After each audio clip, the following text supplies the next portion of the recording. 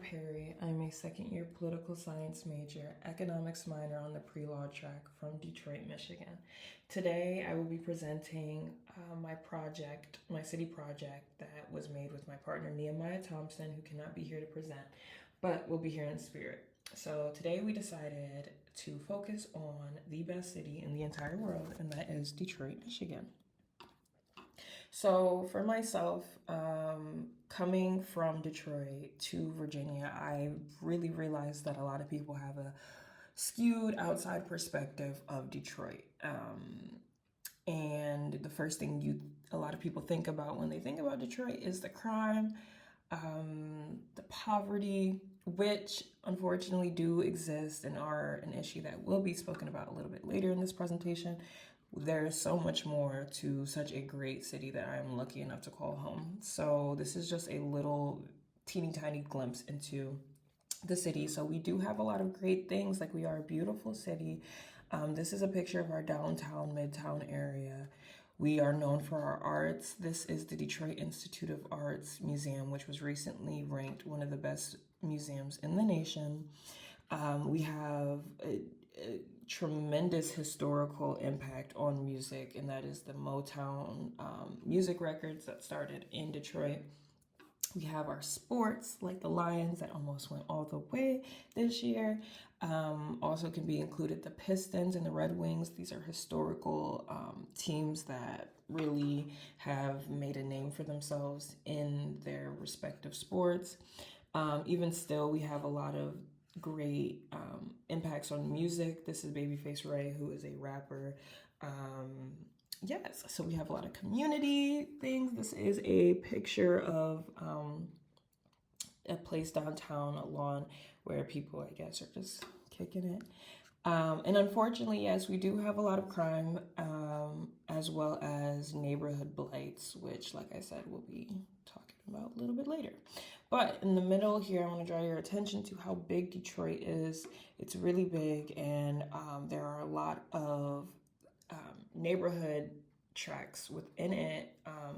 And these really tell a story of different cultures and different economic,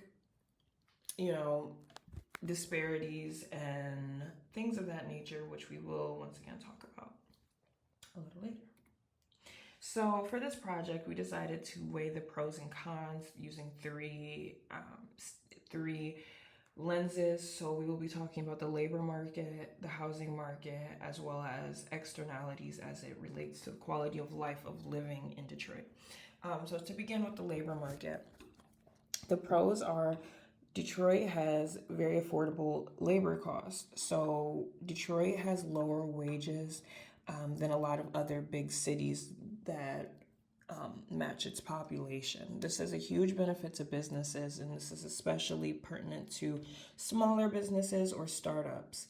And this is because businesses are able to hire more workers due to lower operational costs. So this kind of has opened the door for growing industries, which leads me on to my next pro. Detroit used to be kind of a one-hit wonder. We had a singular industry, and that was the automotive industry. But we are now moving away from being a singular industry, and we are opening up to a more diverse economy. And this is shown with our healthcare, education, and technological sectors that are now popping up in the city. So for example, Amazon, Rocket Mortgage, and Henry Ford Health. These are new industries that are diversifying the economy within the city.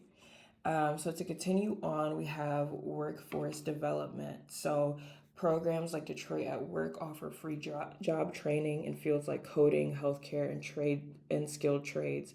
And then there's also a program called Grow Detroit's Young Talent, which is involved in giving younger students more exposure to work fields and all the fields that they could possibly go into.